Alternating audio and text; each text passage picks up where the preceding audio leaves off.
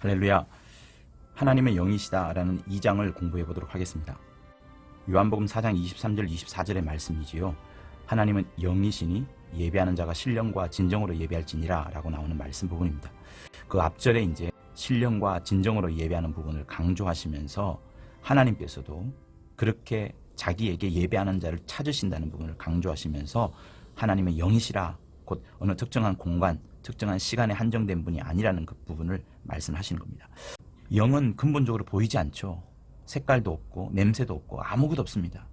없지만은 없는 것이 아닌 것이 또한 영입니다. 사람들은 보이지 않는다고 하여서 하나님을 없다라고 말을 합니다. 이 세상에 있는 많은 사람들이 하나님을 본 자가 없었고 또 아는 자도 없었지만 하나님을 보시고 하나님을 아시는 이가 계셨는데 그분이 먼저 보시고 그분이 먼저 아셨기 때문에 이제 그것이 모델이 되어서 우리 역시도 하나님을 보고 하나님을 아시게 된 겁니다. 그리고 그 하나님을 보시고 하나님을 아시는 일 때문에 그분께서는 십자가에 못 박혀 죽으셨고 또 그것 때문에 오히려 또 하나님의 능력과 이적이 나타나서 그가 하나님을 보여주는데 부족함이 없는 큰 증거를 이 땅에 보여주셨습니다.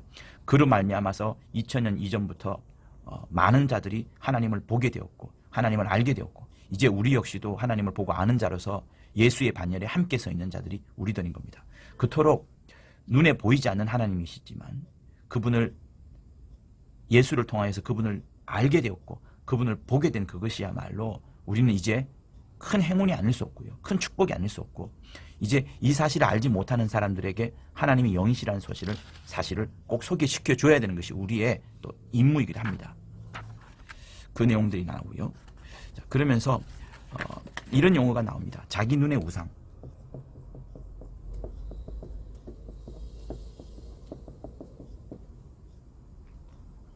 자기 눈의 우상이라는 단어가 나옵니다. 모든 사람들이 눈에 보이는 것만 보고서 믿고 눈에 보이지 않는 것은 믿지 않습니다.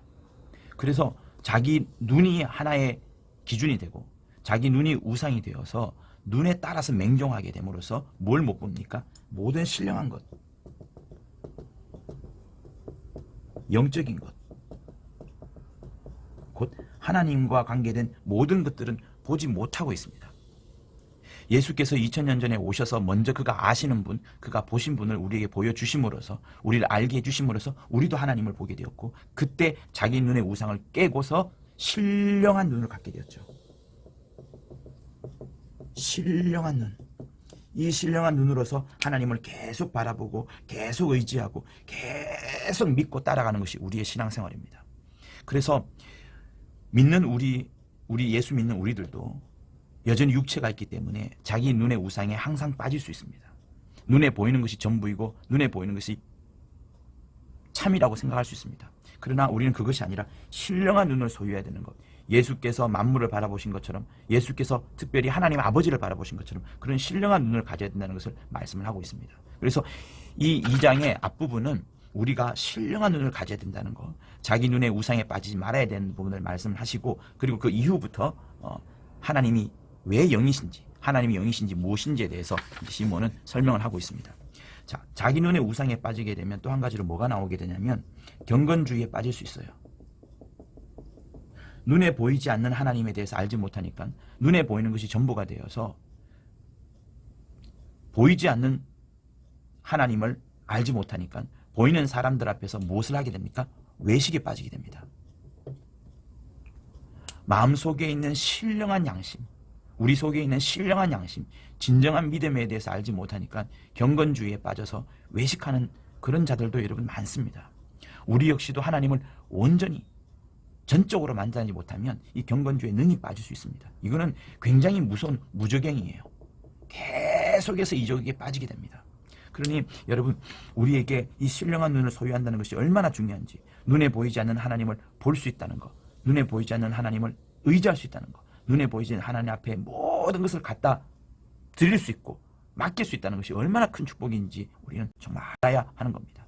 자, 그래서 여러분 우리는 신앙생활하면서 자기 눈에 보이는 그 우상에 빠져들 것이 아니라 오직 우리는 뭐예요? 내 눈이 아니라 신령한 양심으로 신령한 우리의 신령한 양심으로 그리고 진정한 믿음으로 하나님을 향한 진정한 믿음으로 하나님을 배웠고 이 믿음을 갖고서 예배를 드리고 이 믿음을 갖고서 기도하고 이 믿음을 갖고서 하나님 앞에 나아가는 것이 꼭 필요합니다. 그래서 이 장에서 우리에게 말씀하시는 바는 하나님은 영신이 우리 역시도 신령한 양심을 가지자. 진정한 믿음을 가지자. 이것이야말로 신령한 눈이다. 이렇게 말씀을 합니다.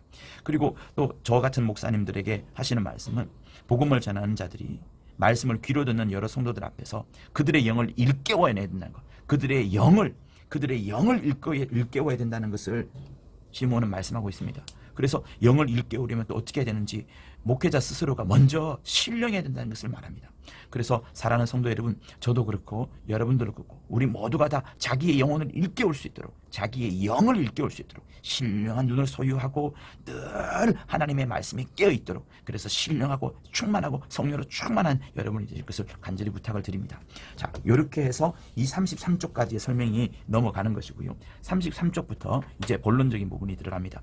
하나님은 영이시다. 하나님은 눈에 보이지 않는 무형, 무치, 무색의 영이시다. 아무도 알 수가 없다. 계신 줄 아무도 알 수가 없다. 근데 이 영이신 하나님을 보여주시려고 영이신 하나님을 우리에게 알게 해주시려고 오신 분이 바로 예수십니다. 예수가 오시고 나서야 하나님이 계신 것과 하나님이 영이시라는 것을 알게 되었어요. 자, 그리고 하나님은 영이시다. 그리고 이 영은 뭐예요? 신령한 하늘이다. 영이 하늘이라는 것을 말씀을 합니다. 곧 여러분 우리가 이 지금 하늘을 눈을 들어서 보이는 하늘뿐만 아니라 그 너머에 그리고 우리가 보이지 않는 이 어떤 4차원이라고 해야 되나요? 보이지 않는 그 영적인 공간 전체가 다 하늘이라는 겁니다. 그러니까 여러분 하나님에 대해서 하나님은 특정한 공간 속에만 계시는 부분이 아니고 이 세상 만물 천지에 가득 차 있다고 해도 충분한 겁니다. 그것을 시몬은 하늘이라 지금 표현하고 있는 거예요. 그래서 하나님은 영이시고 눈에 보이지 않는 공간뿐만 아니라 눈에 보이는 공간에서도 가득 잔뜩 완전히 풍성하게 채워져 있는 분이 하나님이시라는 것. 그 표현을 하늘로 지금 표현한 겁니다. 그리고 이 하늘은 무엇이래요? 하나님의 본체이시다. 그리고 이 본체가 보일 수 있도록 형상으로 나타나신 분이 계시니 그분이 바로 예수시다. 이렇게 이제 말씀을 합니다. 하나님은 영이시고 그 영이신 하나님이 온 하늘에 가득 계시고 충만하신데 그 하늘이 또한 무엇이 됩니까? 하나님의 본체가 되는 거예요. 그러니까 하나님은 전체 다 계시는 겁니다. 그런데 그 가득 차 계신 하나님의 본체가 눈에 보이도록 형상으로서 조그맣게 나타나신 분, 사람으로 나타나신 분이 바로 예수시라고 이제 말씀을 합니다. 그래서 또 이제 이것을 역으로 올라가게 되면 주 예수를 바라봄으로써 그가 하나님의 본체의 형상인 것을 믿게 되었고 하나님의 하늘, 곧 하나님의 본체에 있는 모든 것들이 다 주 예수에게 다 안에 있는 것임을 우리가 알게 되는 겁니다. 예수를 바라봄으로 그가 하나님의 본체 형상이시요 또 그가 하늘에 계신 분이시요 하늘에 계신 그 하나님께서 또 예수 안에 모두 다 있다는 것을 우리는 알게 되어가는 겁니다. 그래서 하나님께서 그 아들 예수를 보내셔 하신 말씀, 예수께서 나타나셔서 천국이 가까이 왔다. 하나님의 나라가 가까이 왔다라는 것은 당신께서 친히 오신 것을 예수께서 친히 우리에게 오셨기 때문에 가까이 오셨음을 우리가 알게 된다는 것을 말씀을 하시는 겁니다. 자, 그래서 그 예수가 우리 안에 계심으로 이제 예수가 또 우리 안에까지 오셨어요. 이렇게 영이시고 하늘에 계신 하나님께서 풍성하고 충만하신 하나님께서 예수로 오셨고 예수께서 이제 우리 안에 계심으로 천국 역시도 여기 있다 저기 있다는 것이 아니라 우리 안에 들어와 있는 겁니다. 우리 안에. 그러니까 아직 주 예수를 영접하지 못한 자, 주 예수를 온전히 만나지 못한 자는 천국이 그 사람 속에 없는 것이고요. 천국이 없으니 불안하고 방황할 수밖에 없고 늘 평안하지 못한 그런 삶을 살아가게 되는 겁니다. 이 말씀을 듣는 여러분 모두에게는 다 예수께서 여러분 속에 들어와서 천국이 항상 여러분 속에 심령 속에 충만하기를 간절히 부탁을 드립니다.